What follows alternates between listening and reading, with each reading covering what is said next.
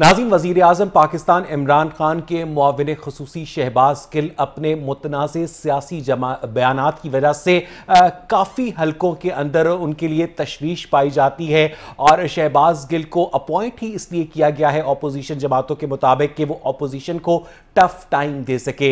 लेकिन मेरा आज इस प्रोग्राम में शहबाज गिल के मुतालिक बात करने का मकसद शहबाज गिल की जो पॉलिटिकल आउटलुक है या जो उनके सियासी बयानात हैं या जो उनकी पॉलिटिकल वोकैबुलरी है उसके ऊपर कमेंट करना नहीं है। शहबाज गिल को Lahore college for women university के कॉन्वोकेशन के अंदर मेहमान खसूसी की हैसियत से तैनात किया गया, जिससे साफ जाहिर होता है कि जो Lahore college for women university की इंतजामिया है वो एक सियासी गवर्नमेंट को खुश करने के लिए जो सियासी गवर्नमेंट के करीब लोग हैं उन्हें कॉन्वोकेशन के अंदर बुला रही थी। हालांकि हमने देखा कि लाहौर के अंदर यूनिवर्सिटीज के कॉन्वोकेशन में मुश्ताक अहमद यूसुफी और मुस्तनसर हुसैन तारड़ जैसी जो कदावर शख्सियात हैं जिनके ऊपर किसी किस्म का कोई सियासी इख्तलाफ भी नहीं होता उन्हें इनवाइट किया जाता है। लेकिन चूंकि हर जगह एक जवाल की सी कैफियत है इसलिए यह जवाल भी आप सबको देखना ही था और इसी जवाल की वजह से शायद एक जो ग्रेजुएट थी जिनका नाम डॉक्टर फौजिया इमरान था, उन्होंने अपने ट्विटर अकाउंट से ट्वीट किया कि शहबाज गिल इस कॉन्वोकेशन के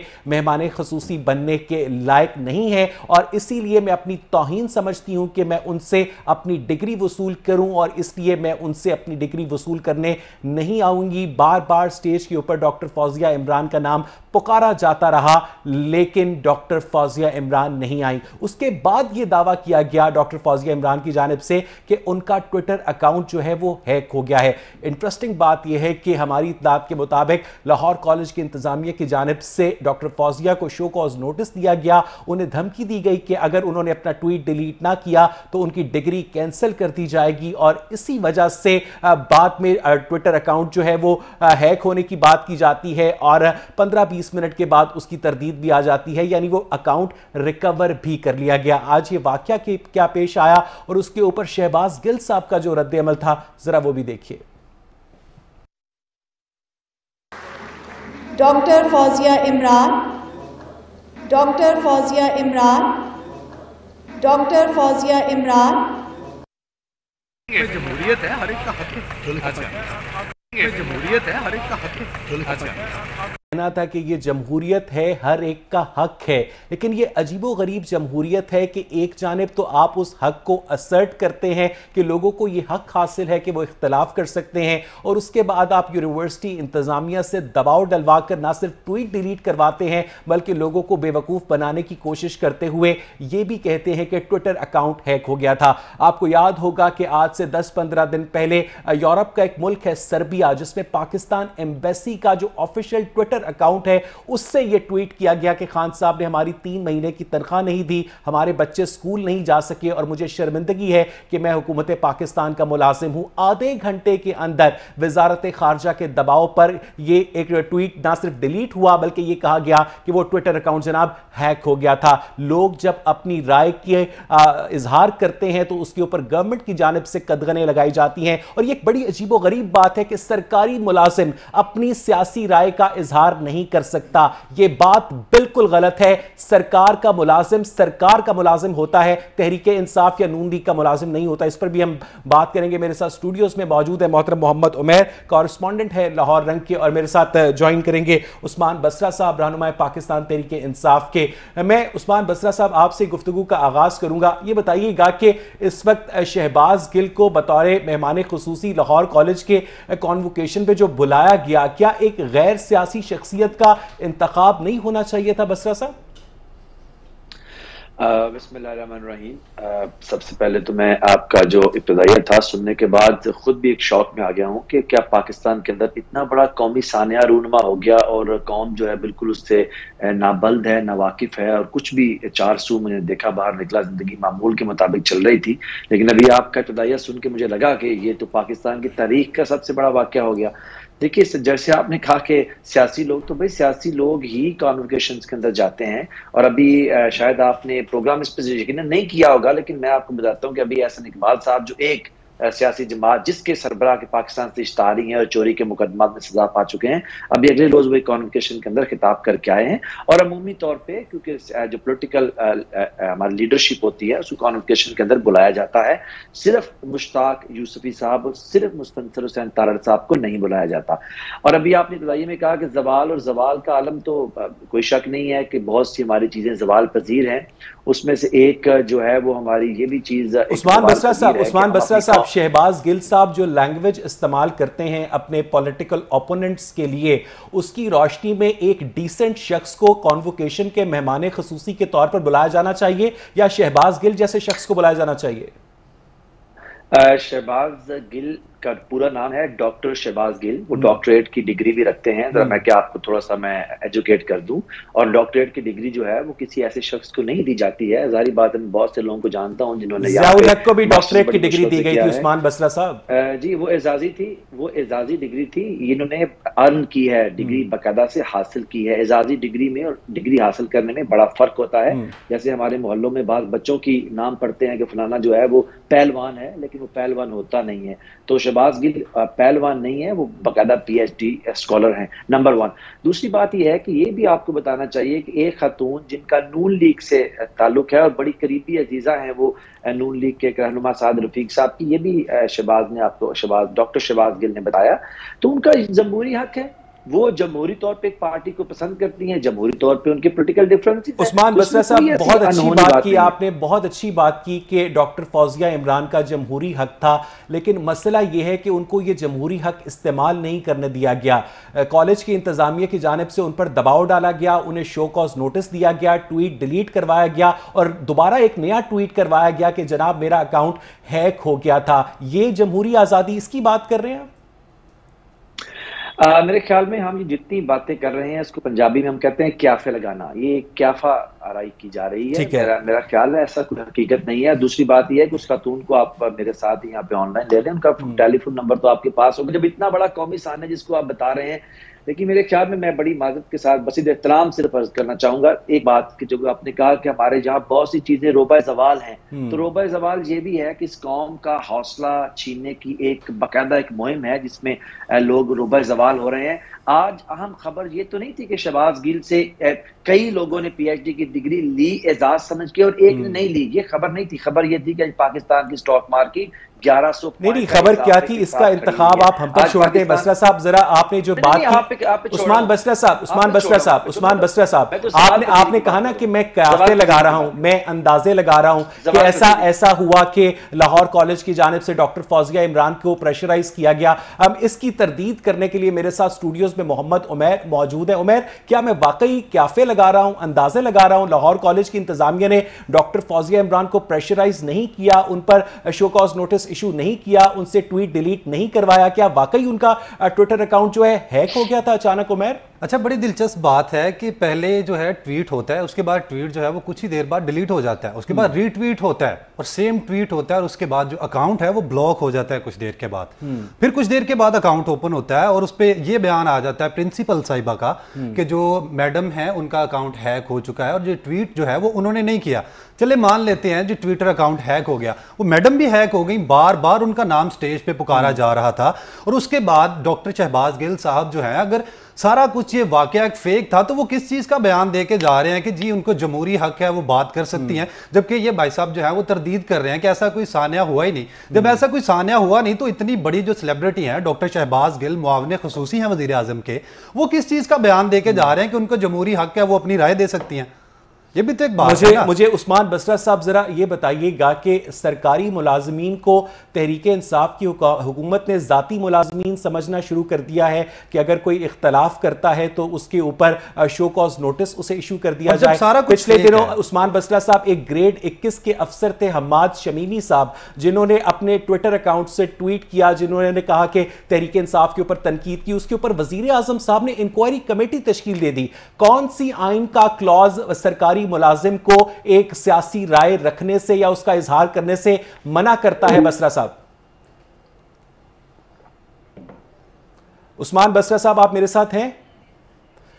उस्मान बसरा साहब से हमारा राब्ता मुनक़ता हो गया है। उमर, ये बड़ी इंटरेस्टिंग सिचुएशन है कि जिस तरह से डॉक्टर फौजिया इमरान आप बात कर रहे हैं कि अगर उनका ट्विटर अकाउंट हैक हुआ तो क्या वो इन पर्सन भी हैक हो गए। अब उस्मान बसरा साहब का ये मौक़िफ़ है कि डॉक्टर फौजिया इमरान का ताल्लुक नून लीग से है और इस वजह से उन्होंने ये सब किया। आप सर, उनका ताल्लुक नून लीग से है, ये इनका बयान आया है। उसके बाद जो प्रोफेसर हैं, जो एक प्रिंसिपल हैं उस Lahore college for women university की, नंबर बंद कर देती हैं, उनसे कांटेक्ट करने की, उनका मौकिफ लेने की बार बार कोशिश की जाती है। बल्कि डॉक्टर शहबाज गिल से भी हमने मौकिफ लेने की बड़ी कोशिश की, वीडियो में भी आप देख सकते हैं कि आपको लगता है कि डॉक्टर शहबाज गिल की आज काफी सुबकी हुई है और जो एक उनके चेहरे के ऊपर तासुरात थे कि आप वीडियो में देख सकते हैं यूनिवर्सिटी के अंदर मेहमान खसूसी बनकर जाएं और एक स्टूडेंट आपसे डिग्री लेने से इनकार कर दे।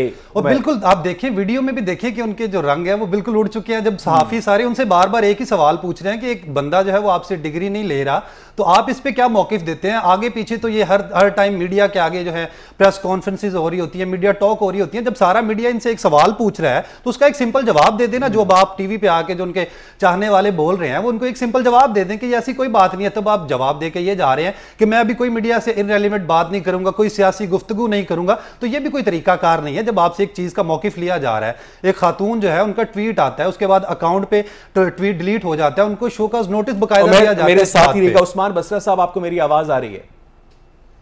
उस्मान बसरा साहब, अब सवाल ये पैदा होता है कि मैं इस वाक़े से हटकर आपसे एक इन प्रिंसिपल क्वेश्चन करना चाहता हूं कि एक सरकारी मुलाजिम सियासी राय रख सकता है, क्या उसका इजहार कर सकता है? पिछले दिनों ग्रेड 21 के अफसर हम्माद शमीमी साहब ने तहरीक इंसाफ के खिलाफ ट्वीट किया तो वजीर आजम इमरान खान ने अपने दस्तखत के साथ उनके खिलाफ इंक्वायरी कमेटी तश्कील दे दी। क्या पाकिस्तान तहरीक इंसाफ की हुकूमत ऐसी होगी बसरा साहब? पाकिस्तान तहरीक इंसाफ की हुकूमत की बात नहीं है। हुकूमत करने के कुछ स्टैंडर्ड्स हैं जो कि पूरी दुनिया के अंदर तय हैं। मुझे आप बताइए ना, कौन सी दुनिया के अंदर सरकारी मुलाजमीन अपना ट्विटर अकाउंट रख के सियासियात के अंदर भी अपनी बलागियात कर रहे होते हैं? मुझे मिसाल दीजिए ना कि आप मुझे बताइए कि ये वो ममालिक हैं दो चार, या अपने आप रिसर्चर से पूछ लीजिए, वो मुझे बताएं कि मुल्क दुनिया के अंदर ये बसरा साहब, अगर आपने आईने पाकिस्तान का मुताला किया हो, बसरा साहब अगर आपने आईने पाकिस्तान का मुताला किया हो, आईने पाकिस्तान के हर शहरी को सियासी राय रखने की और उसका इजहार करने की इजाजत देता है। 4 बजे के बाद जब छुट्टी होती है तो वो सरकार का मुलाजिम नहीं होता, अपनी दुनिया का आप बादशाह होता है। बसरा साहब जरा मुझे काइंडली आप रेफर कर दीजिए, मैं भी एक लॉयर हूं और मैंने कॉन्स्टिट्यूशन पढ़ा है। कहां लिखा हुआ है? कोई मुझे बताएं कि कहां लिखा हुआ है कि आईने पाकिस्तान। बसरा साहब मुझे ये बताएं कि क्या आईने पाकिस्तान एक शख्स को, पाकिस्तान के हर शहरी को सियासी राय रखने की आजादी नहीं देता? सर आपने मुझे पहले कहा, देखिए ना, पहले एक सवाल के ऊपर रहिए ना। आपने मैं उसी सवाल के ऊपर हूं, क्या आईने पाकिस्तान एक सरकारी मुल्क लिखा है? Don't try to put words in my mouth Basra साहब, ठीक है? Not trying sir. मैंने क्योंकि मेरे प्यारे भाईजान सुन लीजिए ना, ऑफेंड ना होइए। मैं क्योंकि कानून का तालिब इल्म हूं, मैं आपसे पूछ रहा हूं, आप कानून के तालिब इल्म नहीं, आप कानून के उस्ताद हैं। क्या आईने पाकिस्तान सरकारी मुलाजिम को सियासी राय रखने से मना करता है? देखिए, आप थोड़ा सा अंडरस्टैंड कीजिए ना, आप जो है अल्फाज के साथ खेलना चाह रहे हैं। और मैं स्टूडियो के अंदर कभी मुझे बुलाइए, मैं चाहता हूँ मैं आपके साथ बैठ के एक इल्मी मुनाजरा करें, आइन के ऊपर कर लेंगे या रोबा जवाल होने पे कर लेंगे। मसला ये, आइन पाकिस्तान फ्रीडम ऑफ स्पीच का हक देता है। देखिए ना, मसला ये कि हम पूरी तरह चीजों के तनाजुर को समझते नहीं है।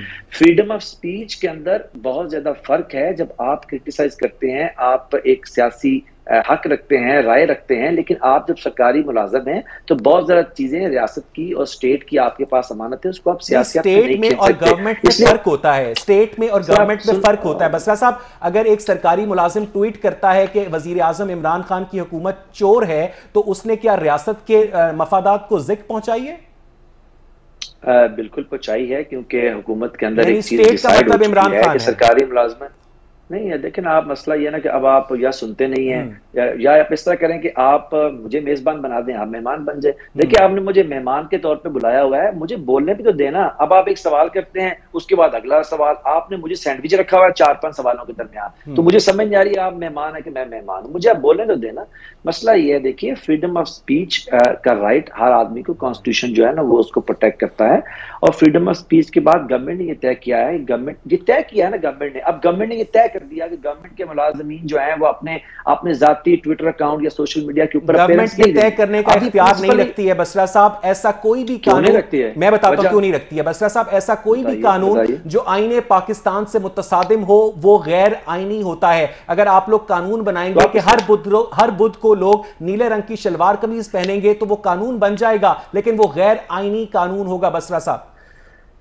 देखिए सोशल मीडिया की आप बात करें, मीम्स की, ये मैंने बड़ी दफा पढ़ी है इस तरह की चीजें, लेकिन हम यहाँ पे मेरे ख्याल में अकली और दलील की बात करने बैठे हैं। दलील की बात यह है कि गवर्नमेंट ने ये डिसाइड किया है कि सरकारी मुलाजमीन अपनी सोशल मीडिया के ऊपर प्रेजेंस नहीं देंगे। ये डिसाइड हो गया। आप ये समझते हैं कि ये आइन से मुतसादम है, फ्रीडम ऑफ स्पीच के खिलाफ है, आप इस तरह कीजिए कि आप उसको कोर्ट में ले जाएं। जब जिस आदमी को लग रहा है कि वो ये गलत है वो उनको कोर्ट में ले जाएं। पाकिस्तान के अंदर आज अदालतें आजाद हैं और पाकिस्तान के अंदर वो आइन का तहफ़्फ़ुज़ और उसकी इंटरप्रिटेशन के लिए मौजूद है। तो मेरे ख्याल में टेलीविजन पे ये डिसाइड नहीं होगा गवर्नमेंट क्या कर सकती है, क्यों किया है, क्यों किस लिए किया है। एक गवर्नमेंट ने डिसाइड किया है, ये प्रिंसिपली डिसाइड हो चुका है कि सरकारी मुलाजिम। मुझे एक बात बताइएगा कि जब इमरान खान साहब कंटेनर पर खड़े होते थे तो वो सरकारी मुलाजमीन को, पुलिस अफसरान को नवाज शरीफ साहब की हुकूमत के खिलाफ बाकायदा उकसाया करते थे, बिजली के बिल जलाया करते थे, सिविल नाफरमानी की बात किया करते थे, उन्हें कहा करते थे कि आप लोग अपनी सियासी राय का इजहार करें, और आज लोग आप सियासी मुलाजमीन की आवाज तक बंद कर रहे हैं। काफी डबल स्टैंडर्ड्स हैं आपके। वैसे नहीं, डबल स्टैंडर्ड नहीं है मेरे ख्याल में। आपको समझने में थोड़ी दिक्कत पेश आ रही है, और वैसे भी ठंड का मौसम है, इसमें हो जाते हैं चीजें। लेकिन मसला ये है कि अंडरस्टैंड करें कि सिविल नाफरमानी की तहरीक जो है वो डेमोक्रेटिक प्रोसेस का हिस्सा है, उसका फ्रीडम ऑफ स्पीच से कोई लेना देना नहीं है। और सियासी मुलाजमीन को बगावत के ऊपर उकसाना, ये जी सियासी सरकारी मुलाजमीन को बगावत के ऊपर उकसाना, यही तो मसला है ना कि आप असल में थोड़ी सी जो है ना अल्फाज की जगलिंग कर रहे हैं। मैं आपको दोबारा कह रहा हूं, देखिए आपको मालूम होगा, चले आपकी बात अपनी जगह, लेकिन आपकी बात से मुझे आज काफ़ी तसल्ली हुई है कि पाकिस्तान तहरीक इंसाफ की हुकूमत पाकिस्तान के सरकारी मुलाजमीन को पीटीआई के मुलाजमीन समझती है और बाकायदा कानून बना चुकी है कि वो सोशल मीडिया पर तनकीद नहीं कर सकते। उमैर, आप समझते हैं कि इस तरह के वाक़यात जो हैं वो पाकिस्तान तहरीक इंसाफ की सुबकी का बायस है? देखिए पहले भी हुकूमतें रही है, लेकिन ऐसे वाकयात कभी देखे नहीं आज तक। जो स्पेशली जो आज वाकया हुआ है उसी से आप देख लें कि वो एसोसिएट प्रोफेसर हैं, इसलिए उनको बार बार शोकस नोटिस इसीलिए दिए जा रहे थे कि आप अपना ना ट्विटर से बयान डिलीट कर लें, क्योंकि नौकरी की धमकी दी जा रही थी ना। शोकस नोटिस इसी चीज का दिया जा रहा था कि आप जो है वो अपनी राय नहीं दे सकती। अगर वो अपनी राय दे रही हैं और एक तरफ ये तरदीद कर रहे हैं जबकि दूसरी तरफ उसी चीज पे बयानात भी दे रहे हैं, तो ये खुद ही कंफ्यूज है। इनको नहीं समझ आ रही कि इन्होंने क्या करना है, क्या नहीं करना, किस चीज को पुट करना है, किस चीज को पुट नहीं करना। एक तरफ एक चीज की ये तरदीद कर रहे हैं, दूसरी तरफ उसी चीज की ये तस्दीक कर रहे हैं, और तीसरी तरफ आके उस पर बहस भी कर रहे हैं कि नहीं ऐसा बिल्कुल नहीं है। चले हम गलत, मैं गलत हूं, आप गलत हैं, जो सारा आवाम देख रही है, जो ये खुद बोल के गए ये खुद भी गलत है। फिर इस पे भी बता दें कि चले हम गलत हैं, आप गलत हैं, सारे लोग गलत हैं। जो ये खुद बोल रहे हैं, जो अल्फाज बोल रहे हैं, जो बयानात दे रहे हैं, क्या वो भी गलत हैं? फिर क्या चल रहा है इस मुल्क में? आपको मेरी आवाज आ रही है? जी सर, उस्मान बसरा साहब, मैं for the sake of argument आपकी ये बात मान लेता हूं कि सरकारी मुलाजमीन सोशल मीडिया के ऊपर गवर्नमेंट पर तनकीद नहीं कर सकते। मैं एक सरकारी मुलाजिम नहीं हूं, मैं एक निजी टीवी चैनल के अंदर मुलाजमत करता हूं। एक ग्रेड 20 का अफसर मेरे एक ट्वीट पर अपने ऑफिशियल फ़ोन नंबर से मुझे कॉल करके कहता है कि आपकी गवर्नमेंट के खिलाफ ट्वीट जो है वो डिलीट कर दें, नहीं तो आपको रेपरकशंस का सामना करना पड़ेगा। ऐसा क्यों होता है बसरा साहब कि ना आप लोगों को सरकारी मुलाजमीन की तनकीद कबूल है, ना उन लोगों की तनकीद कबूल है जो सरकारी मुलाजमीन नहीं है? आप स्टेट मशीनरी को अपनी पार्टी की जाती जागीर समझते हैं बसरा साहब? मैं ये समझता हूँ कि पाकिस्तान के अंदर अभी हमारे जो एक सियासत के रूप के अंदर और सियासत की ढाल के अंदर और सियासत की खाल के अंदर बहुत से ऐसे लोग शामिल हैं जिनके अगर आप ट्वीट्स पढ़ लें तो वो अपने ट्वीट्स को अपने घर वालों के सामने भी नहीं पढ़ के सुना सकते। इस कदर तीसरे दर्जे की जुबान इस्तेमाल करते हैं। एक सरकारी मुलाजिम, एक महकमे का सरबराह, बसरा साहब मुझे बताएं ना, आप मैं जवाब तो ले लें। दिस इज नॉट फेयर ना जी, आप मेरी बात तो सुनते नहीं अपना। तो मैं ये कह रहा हूं कि जितनी जुबान की जो आज़ादी है वो आज इस हुकूमत के अंदर है। हमने तो वो हुकूमत देखी हुई है जिसमें आपके बड़े बड़े साफियों को वज़ीर-ए-आज़म ने घर में बुलाया और वहां बुला के छुट्टी करवा दी उनकी, और आप अखबारों को जला दिया, अखबारें बंद कर दी, टीवी बंद कर दिए। आज वज़ीर-ए-आज़म की अहलिया से लेके मैं आपके ट्वीट्स भी पढ़ता रहता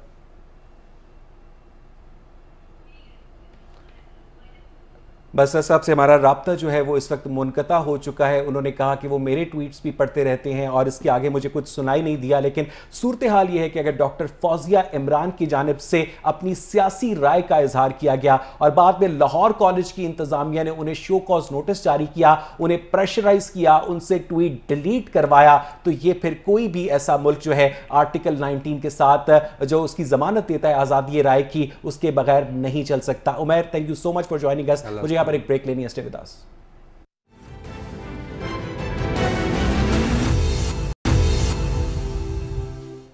नाज़रीन, पाकिस्तान के अंदर कज़न मैरिज का रिवाज आम है और उसके अलावा भी पाकिस्तान के अंदर शादी से पहले कोई भी ऐसा तरीक़ाकार नहीं है जिसकी वजह से जो प्रोस्पेक्टिव पार्टनर्स हैं उनकी मेडिकल स्क्रीनिंग की जाए और सब कुछ जो है वो कुदरत के हवाले कर दिया जाता है, सब कुछ नसीब के हवाले कर दिया जाता है। अब सिचुएशन ये है कि अगर वालदैन जो दोनों हैं वो थैलेसीमिया माइनर हो तो जो रिजल्टेंट औलाद होगी वो थैलेसीमिया मेजर होगी और सारी उम्र के लिए वो लोगों की जानिब से खून के अतिये की मोहताज हो जाएगी। डॉक्टर यास्मीन राशिद की जानिब से एक बहुत अच्छी स्टेटमेंट दी गई है कि हम शादी से पहले लड़का लड़की की जो स्क्रीनिंग है वो करने जा रहे हैं मस्ट, लेकिन ये कोई पहली स्टेटमेंट नहीं है। इससे पहले भी मुतअद्दिद मरतबा ऐसी स्टेटमेंट सामने आ चुकी हैं और ये एक एडमिनिस्ट्रेटिव से ज़्यादा जो एक सोशल इशू है, क्योंकि पाकिस्तान के अंदर जो कज़न मैरिजेस हैं उनको ये समझा जाता है कि वो बहुत अच्छी होती हैं, बाकायदा मुहावरे हैं कि अपना फेंकेगा भी तो छांव में फेंकेगा, जिसकी वजह से लोग प्रेफर करते हैं कि जो इस तरह की कज़न मैरिजेस हैं उनमें जाया जाए। हालांकि आप देखिए कि जो हिंदू बरादरी है इंडिया में हो, पूरी दुनिया में हो, वो कज़न मैरिज नहीं करती और उनके अंदर इस तरह की जो मूरूसी बीमारियां हैं उसकी जो रेशो है वो बहुत कम है। एडमिनिस्ट्रेटिव मामलात क्या हैं, मेडिकल मामलात क्या हैं, सोशल मामलात क्या हैं, थैलेसीमिया के हवाले से इस पर बात करने के लिए मेरे साथ स्टूडियोज़ में मोहतरम डॉक्टर अदनान जिलानी मौजूद हैं, मेडिकल डायरेक्टर हैं सुंदस फाउंडेशन के, जो कि एक बहुत रेप्यूटेबल नाम है। डॉक्टर साहब, बहुत बहुत शुक्रिया आपके कीमती वक्त के लिए। ये बताइएगा कि आप जो थैलेसीमिया के खिलाफ जंग लड़ रहे हैं वो तो नाकाबिल फरामोश है, उसके लिए तो मेरे पास अल्फाज नहीं है आपकी तारीफ के लिए, लेकिन आइंदा आने वाले बच्चों को थैलेसीमिया से बचाने के लिए क्या वाकई इस तरह का कंपैटिबिलिटी टेस्ट होना चाहिए? और अगर एक लड़का और लड़की एक दूसरे को पसंद करते हैं, रिश्ता तय हो चुका है, ब्लड कंपैटिबिलिटी टेस्ट जो है वो नेगेटिव में आया है, तो उस शादी में नहीं जाना चाहिए? डॉक्टर साहब, आप क्या कहते हैं? बिस्मिल्लाहिर्रहमानिर्रहीम। सबसे पहले तो आप सबका बहुत शुक्रिया, आपके चैनल का बहुत शुक्रिया जिन्होंने इतना इम्पोर्टेंट टॉपिक जो है उसको हाईलाइट किया। और जहाँ तक सवाल रहा थैलेसीमिया से शिकार बच्चे का, जिसको आपने पहले से बोला है कि वो जब इस दुनिया में आ जाता है तो वो सारी ज़िंदगी दूसरों के खून का मोहताज रहता है। अब दूसरों के खून का मोहताज रहने का मतलब है कि आपको हर महीने में 1 या 2 बार दूसरे बच्चे के लिए ब्लड अरेंज करना है, उसको लेके जाना है, ट्रांसफ्यूजन करवानी है, ये सारे मामलात हैं। और उसके बाद भी जो फियर ऑफ डेथ है उस बच्चे के साथ हर लम्हा अटैच है। जब बच्चा इस दुनिया में आ जाता है तो पेरेंट्स के लिए वो टेलीविजन पे बहुत से लोग शायद या यंगस्टर्स या बच्चे थैलेसीमिया का लफ्ज़ शायद पहली दफ़ा सुन रहे हों, उन्हें ज़रा मुख्तसरन बता दीजिए होता क्या है? थैलेसीमिया एक मौरूसी बीमारी है, जैसे आपने पहले बताया कि पेरेंट्स से वो बच्चों में मुंतकिल होती है। 2 थैलेसीमिया माइनर के शिकार अगर आपस में शादी कर लें तो इस बात के 25% चांसेस हैं कि आने वाले हर बच्चे में एक बच्चा थैलेसीमिया मेजर से इफेक्टेड होगा।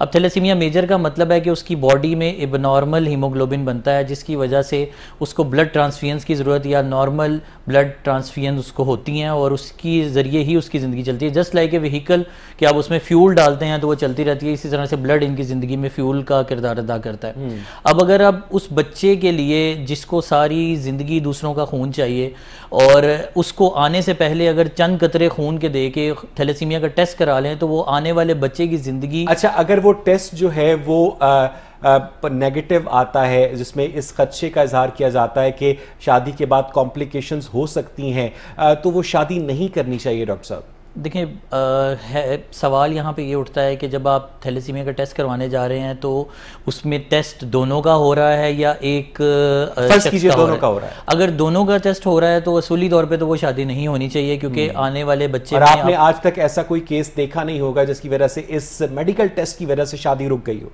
नहीं, मेडिकल टेस्ट की वजह से मैंने आज तक नहीं देखा, बल्कि इसमें ये वो एक स्टेप आगे चले जाते हैं पेरेंट्स के। अगर फ़र्ज़ करें हमारा रिश्ता, जैसे आपने पहले हाईलाइट किया कि शादी ख़राब होगी, दिस एंड दैट, बहुत सारे सर्कमस्टांसेस और आ जाते हैं, फिर वो पूछते हैं कि अगर हो गई तो उसके बाद क्या होगा। अनफॉर्चुनेटली हम उस कंट्री में से हैं कि जहाँ पे शादी होने के बाद जब बच्चा आ जाता है तो फिर पता चलता है कि पेरेंट्स जो हैं वो दोनों कैरियर थे, जिसकी वजह से थैलेसीमिया मेजर आ गया। डॉक्टर अदनान ज़रा तवक्कुफ़ कीजिएगा, मियाँ नवीद हमारे साथ मौजूद हैं, डिप्टी ब्यूरो चीफ हैं लाहौर रंग के। नवीद, आप बताइएगा कि हुकूमत पंजाब जो है वो थैलेसीमिया के खात्मे के लिए क्या कर रही है, या सब कुछ जो है वो प्राइवेट फाउंडेशंस के जिम्मे छोड़ दिया गया है? जी बात बिल्कुल, ये एक बहुत मुश्किल मरहला होता है वालिदैन के लिए, और मैं यहाँ पर ये समझता हूँ कि ज्यादातर जो है वो प्राइवेट जो है वो निजी NGOs और जो फाउंडेशन है वो ये काम कर रही हैं, और मुतवातिर जो है वो खून का इंतकाल होता है इन बच्चों में, ज्यादातर प्राइवेट तौर पर काम हो रहा है। और सरकारी तौर पर इस वक्त अगर बात करें तो वज़ीर सेहत पंजाब डॉक्टर यास्मीन राशा शुरू से ही जो है वो इस मामले के ऊपर वो हमेशा उन्होंने ये कहा कि थैलेसीमिया के ऊपर उन्होंने उनका ये फेवरेट सब्जेक्ट किया और वो इसके ऊपर काम भी वो कर रही है। लेकिन बात यहाँ पर ये है कि सिर्फ ज़बानी कलामी यहाँ पर मुझे अगर याद है तो पिछली हुकूमत ने भी ये कहा था कि ये इस तरह शादी से पहले जो है वो जोड़ों का निकाह से पहले जो है वो टेस्ट होगा, और मौजूदा हुकूमत ने जब कोई थैलेसीमिया डे आता है यहाँ कोई तकरीब होती है तो ये बढ़ चढ़कर हमें ऐलानात कर देते हैं, लेकिन इसके ऊपर अमली तौर पर कोई काम अभी तक नहीं हुआ। सरकारी अस्पतालों के अंदर इस तरह की ट्रांसफ्यूजन की फैसिलिटीज और इस तरह के पेशेंट्स की टेक केयर करना, उसकी क्या सिचुएशन है नवीद? बहुत काम है वैसे, बिल्कुल बहुत काम है, और जो मैं पहले भी आपको बता चुका हूँ कि प्राइवेट तौर पर जिस तरह सुंदस फाउंडेशन है और इस तरह की जो वहां पर जाके मैंने कई दफा गया भी हूँ, वहां पर मैंने रिपोर्टिंग भी की और मैंने देखा भी है, ये ज्यादातर काम कर रहे हैं। लेकिन ये बहुत मुश्किल मरहला है कि हम लोगों को ये कहते हैं कि बढ़ चढ़ कर वो इसमें हिस्सा लें और खून हथिया दें, लेकिन हम इसको अगर जड़ से खत्म करना चाहते तो इसके ऊपर संजीदगी से सोचना होगा। नहीं, जरा तवक्कुफ कीजिएगा। नाहिद बेग, आपको मेरी आवाज आ रही है? जी जी, नहीं, जब एक पाकिस्तान में लड़के लड़की की शादी होनी होती है तो जात बरादरी के अंदर रिश्ता देखा जाता है, फिर अपने फिरके का, फिर अपने मजहब का जो है बंदा तलाश किया जाता है। लेकिन अगर खुदा ना खास्ता उस शादी के बाद बच्चे में थैलेसीमिया आ जाए तो उसके लिए जो खून की बोतल मांगी जाती है उसके लिए कोई जात बरादरी, कोई फिरका, कोई मजहब नहीं देखा जाता। क्या कहेंगी आप? अवैस, आपने ये इतना अच्छा आज टॉपिक चूज किया है जिसके ऊपर ये बात हो रही है और लोगों को इसकी अवेयरनेस जा रही है। ये मैं आपको कहूंगी कि you have done a great job. दूसरी बात ये कि जहाँ पे बात आ रही है ना थैलेसीमिया की, और सबको पता है कि ये एक इनहेरिडिटरी डिजीज है जो कि आनी है और पेरेंट्स से ये आगे मुंतकिल होके आती है। इसके ऊपर जो है मोहम्मद अली ने, जो हमारे एक्टर थे, उन्होंने सुंदस फाउंडेशन पे जितना काम किया था, और बाहर से भी जो बहुत सारे लोग जो है फंडिंग करते हैं इसके ऊपर, सवाए इस सुंदस फाउंडेशन के बाकी जो है NGOs या कुछ ऐसे इदारे हैं जो फंडिंग करके इस इदारे को चला रहे हैं। गवर्नमेंट ने इसके ऊपर कोई काम नहीं किया हुआ। फिर बात आ जाती है जो आपने कहा है कि मजहबी तौर पे हम लोग ये देख रहे होते हैं कि क्या ये हमारे अपने फिके का बंदा है, क्या ये मजहबी है, क्या ये हमारी जात का है, क्या ये हमारी बरादरी का है, तब हम वहाँ पे रिश्ता कर रहे होते हैं। हम ये आप जो थैलेसीमिया की बात कर रहे हैं, लोग तो एड्स का टेस्ट कराना या कोई और बीमारी, बहुत सारी ऐसी बीमारियां जिनका मैं नहीं कहना चाहती कि उनके भी टेस्ट होने चाहिए। HIV आ जाता है, हेपेटाइटिस आ जाता है, कोई और ऐसी डिजीजेस होती हैं जो कि आपकी क्रॉस होके मैच होके आगे चलने लग जाती है बच्चों में। तो इन चीजों के लिए हमारी क्लर्जी को चाहिए बहुत काम करें। हमारे जो ये मौलाना हैं इनको चाहिए कि इसके ऊपर बात करें। उनकी वजह से तो अभी तक पोलियो खत्म नहीं हो पाया। डॉक्टर अदनान जिलानी, आप क्या समझते हैं कि जो इस वक्त कटिंग एज मेडिकल टेक्नोलॉजी है वो क्या थैलेसीमिया के पेशेंट्स के लिए किसी प्रोजेक्ट पर काम कर रही है, रिसर्च हो रही है कि ब्लड ट्रांसफ्यूजन के अलावा कोई ऑल्टरनेट मेथड्स जो हैं उनसे इन पेशेंट्स को जीने की तमन्ना दी जाए? डॉक्टर साहब देखिए, वैसे जिस तरह बातचीत हो रही है ट्रीटमेंट के हवाले से, तो जो बच्चे इस दुनिया में आ चुके हैं उन बच्चों के लिए अल्हम्दुलिल्लाह Sundas foundation free of cost services provide कर रहा है, जहाँ पे ना सिर्फ इन बच्चों को हम लोग ट्रीटमेंट दे रहे हैं बल्कि जो इंपॉर्टेंट टॉपिक है आज का कि जो प्रिवेंशन है उसके ऊपर भी काम कर रहे हैं। सुंदस फाउंडेशन शादी से पहले का टेस्ट जो है वो फ्री ऑफ कॉस्ट ऑफर कर रहा है जनरल पब्लिक को। अगर एक कोई भी जोड़ा जिसको शादी करना मकसूद हो, वो अगर एक बंदा भी आके पहले अपना टेस्ट करवा ले, चाहे वो लड़की है चाहे वो लड़का है। कितने का टेस्ट है और इस टेस्ट को कहते क्या है? ये एक बड़ा माइनर सा सा टेस्ट है जिसको HB इलेक्ट्रोफोरेसिस कहते हैं, और ये मार्केट में हार्डली 13 से 1500 वेरी करता है मुख्तलिफ लेबॉर्ट्रीज पे। लेकिन सुंदस फाउंडेशन इससे भी एडवांस टेक्नोलॉजी का टेस्ट जिसको म्यूटेशनल एनालिसिस कहते हैं, जिसमें हम DNA के लेवल पर जाकर पूरी फैमिली को स्क्रीन करके बता देते हैं कि अगर आप इस कज़न के साथ शादी करेंगे तो थैलेसीमिया आगे जा सकता है। वो वाला टेस्ट जो मार्केट में बहुत एक्सपेंसिव है उसको हम लोग फ्री ऑफ कॉस्ट ऑफर कर रहे हैं। तो मैं आपके प्लेटफॉर्म से भी ये रिक्वेस्ट करूंगा कि आप लोग खुदारा शादी से पहले ये टेस्ट करवाएं, सुंदस फाउंडेशन से करवाएं, आपको कोई पैसे खर्चने की ज़रूरत नहीं है। और खुदारा इन बच्चों को आने से बचाएं। ये बच्चे दुनिया में आ तो जाते हैं लेकिन उसके बाद इनकी ज़िंदगी कितनी मुश्किल हो जाती है ये सिर्फ वही जान सकते हैं जिनके ये वाले बच्चे इस डिजीज़ से सफ़र कर रहे होते हैं। नाहिद बेग, आपने डॉक्टर अदनान की बात सुनी कि सुंदस फाउंडेशन अब जदीद तरीन DNA को भी टेस्ट करके पूरी फैमिली के अंदर बता सकती है कि अगर ये कज़न मैरिज हुई तो उसके नतीजे में जो बच्चे हैं वो थैलेसीमिया मेजर हो सकते हैं। तो आप क्या इस बोलता लाहौर के प्लेटफॉर्म से इस आइडिया को एंडोर्स करेंगी नाहिद? मैं ना सिर्फ इसे इंडोर्स करूंगी, मैं चाहूंगी कि आप ये बताएं कि ये कोई टैबो नहीं है, ये कोई शर्म की बात नहीं है, ये एक अवेयरनेस है। और जितनी हमारी यंग जनरेशन है जो सोशल मीडिया चलाती है स्पेशली वो इस बात को प्रमोट करें कि वाकई कि आप ये टेस्ट करा लें। आपने नहीं भी शादी करनी है तो भी आप ये टेस्ट कराएं और अपने आप को बताएं कि देखें कि मैं कैरियर नहीं हूँ, मैं क्लियर हूँ, मैं इतना अच्छा जो है वो हेल्दी बंदा हूँ। तो ये चीज जो है ना इसको टैबू नहीं बनाना चाहिए कि जी ये भी होता है कि अगर घर के किसी नहीं पहले ही रिश्ते बड़ी मुश्किल से मिलते हैं। लड़कियां ये समझती हैं कि एक ऐसा शहजादा आएगा जो उन्हें उठाकर इस दुनिया से पार ले जाएगा, वो उसकी इंतज़ार में रहती हैं। फिर लड़के भी यही समझते हैं कि नाजुक कमर होनी चाहिए और वो पानी पिए तो गर्दन से नीचे जाता हुआ नजर आए। दोनों जानिब जब इतनी डिमांड्स होती हैं और उसके बाद जब रिश्ता तय पा ही जाता है तो फिर ऐसे में अगर ब्लड कंपैटिबिलिटी टेस्ट की वजह से वो रिश्ता खत्म हो जाए तो लोग अभी तक इसके लिए तैयार नहीं है। नाहिद जी बिल्कुल आप सही कह रहे हैं, वाकई तैयार नहीं है तो उनको तैयार करना पड़ेगा। ये अवेयरनेस जो आप ही के प्लेटफॉर्म से आज जारी है कि देखें पहले तो लोगों को यही नहीं पता था कि ये टेस्ट जो है ये कहाँ से कराना है। अब सुंदस फाउंडेशन बता रही है कि ये टेस्ट उनके पास होता है और फ्री ऑफ कॉस्ट होता है। सबसे पहली बात ये कि ये कितनी बड़ी फैसिलिटी ये आवाम को दे रहे हैं कि सुंदस फाउंडेशन आए और ये फ्री ऑफ कॉस्ट ये टेस्ट करवाएं। I guess free of cost नहीं है, free of cost okay, excellent free of cost है। और देखें इसमें हर इंसान को जो है जिस तरह कहा जाता है ना कि आप अपने आप को इस वक्त कोविड से वैक्सीनेट करवाएं, you should be proud of it कि जी आपको कोविड जो है वो नहीं। जरा तवक्कुफ कीजिएगा नवीद, आपको मेरी आवाज आ रही है? नवीद, ये जो डॉक्टर यास्मीन राशिद ने स्टेटमेंट दी है कि शादी से पहले ये जो टेस्ट है थैलेसीमिया का इसका बाकायदा कानून लाया जाएगा, क्या वाकई तहरीक इंसाफ की जो सूबाई हुकूमत है इस कानून को असेंबली में पेश करने का इरादा रखती है? क्योंकि इन लोगों ने जो काम करने होते हैं वो तो गवर्नर हाउस के ऑर्डिनेंस के जरिए भी करवा लेते हैं। बिल्कुल मैं तो आपकी बात ठीक है, लेकिन अभी तक मुझे लगता नहीं है क्योंकि ये एक पहला तौर पर ड्राफ्ट बनता है, फिर इसमें स्टेक होल्डर्स भी बैठेंगे, आपको मजहबी तौर पर जो लोग हैं उनको भी शामिल, उनकी हेल्प लेनी चाहिए और ये सारा कुछ शामिल करने के बाद फिर एक ड्राफ्ट जो भेजा जाता है महकमा कानून और फिर उसके बाद जो पंजाब से पेश किया जाता है। लेकिन अभी तो इस तरह की बात इसमें बयान की हद तक महदूद और पिछली हुकूमत ने भी कोशिश की थी, सिर्फ बयान की हद तक इसको संजीदा नहीं लिया जाता। जब तक हम संजीदा नहीं लेंगे तो फिर कैसे होगा वैसे ये सारा काम। और जब थैलेसीमिया का दिन आता है या हम तकरीर को रखते हैं और वहां पर हम बातें बुतें करके चले जाते हैं, लेकिन उसी तौर पर मुझे नजर नहीं आ रहा कि इस तरह होगा। यही मैं आपसे पूछना चाहता था कि there are 1000 slips between cups and lips. Doctor Adnan, COVID की वजह से थैलेसीमिया पेशेंट्स की फंडिंग मुतासर हुई?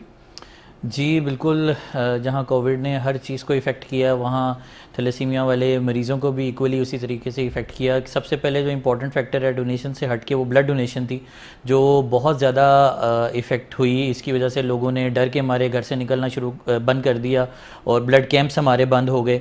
और पेशेंट्स जिन लोगों को ब्लड की ज़रूरत है वो उनके लिए कोविड या ये वाली सारी चीज़ें मैटर नहीं करती, उनको तो ब्लड चाहिए ही चाहिए अपनी ज़िंदगी बचाने के लिए। तो हमें बड़ी मुश्किलात आएंगी। लेकिन यहाँ पे मैं ज़रूर ये हाईलाइट करना चाहूँगा कि पंजाब पुलिस ने और दावत इस्लामी ने स्पेशली सुंदस फाउंडेशन और तमाम थैलेसीमिया के जो मरीज़ बच्चे हैं इस मुश्किल वक्त में बेपनाह उनका साथ दिया, और इन्हीं लोगों की तवस्सुत से हम लोग कोविड जो है वो गुजार पाए हैं। और जहाँ तक सवाल है फाइनेंशियल डोनेशंस का, ऑब्वियसली जहाँ बिजनेस मुखैर हज़रात जो बिजनेस तबके से ताल्लुक़ रखते हैं उनका बिजनेस इफेक्ट हुआ, तो इस सिलसिले में आप लोगों की मदद करती है डॉक्टर साहब?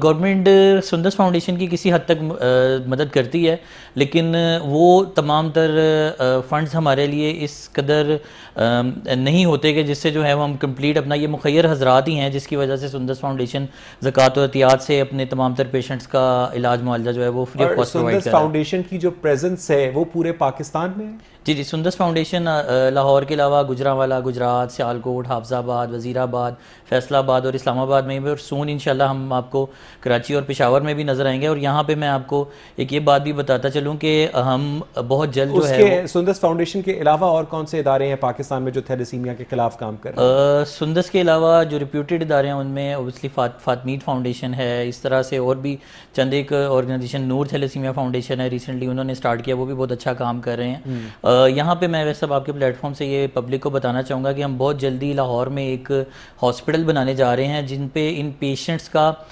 ना सिर्फ हम लोग ब्लड ट्रांसफ्यूजन और ये ट्रीटमेंट करेंगे, बल्कि इसके साथ उनको कोई भी डेंटल प्रॉब्लम है, सर्जिकल प्रॉब्लम है, उस बिल्डिंग में हम लोग उसको वो सारे का सारा ट्रीटमेंट इन बच्चों का फ्री ऑफ कॉस्ट होगा, जिसकी वजह से एक भी थैलेसीमिया पेशेंट को किसी ब्लड के अलावा किसी भी मजीद मामले के लिए किसी दूसरे अस्पताल में जाने की जरूरत नहीं होगी, और वो भी इंशाल्लाह। बहुत बहुत शुक्रिया डॉक्टर अदनान जिलानी। काश मेरे पास ज़्यादा वक्त होता। नाज़रीन, प्रोग्राम के हम पहले हिस्से में बात कर रहे थे कि वज़ीर आज़म के मुआविन ख़ुसूसी शहबाज गिल को लाहौर कॉलेज की कॉन्वोकेशन में मेहमान ख़ुसूसी बनाने की क्या ज़रूरत थी। तो मैं ये समझता हूँ कि डॉक्टर अदनान जिलानी जैसे लोगों को कम अज़ कम इस तरह की कॉन्वोकेशन का मेहमान ख़ुसूसी ज़रूर होना चाहिए। नाहिद बेग आपका और मियां नवीद आपका भी बहुत शुक्रिया। नाज़रीन, मुझे यहाँ पर एक ब्रेक लेनी है। Stay with us.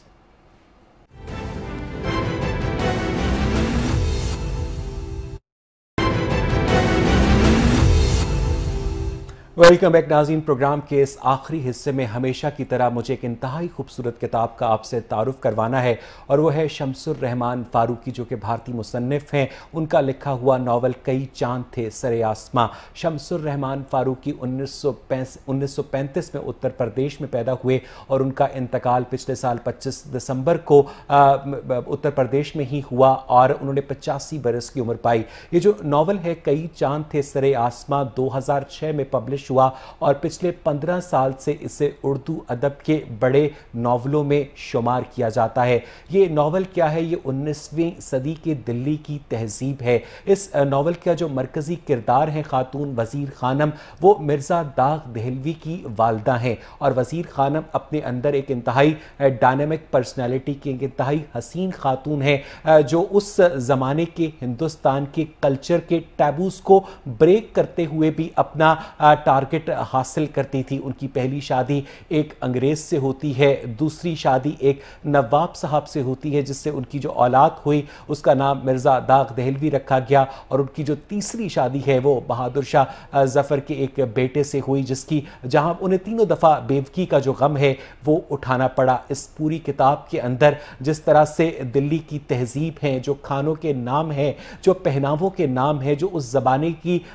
की जो ज़बान इस्तेमाल की गई है, वो इंतहाई खूबसूरत है, और लगता है कि शम्सुर रहमान फारूकी साहब ने अपना दिल खोल कर रख दिया, और यकीनन ये किताब पढ़ने से ताल्लुक़ रखती है। आज का प्रोग्राम देखने के लिए शुक्रिया।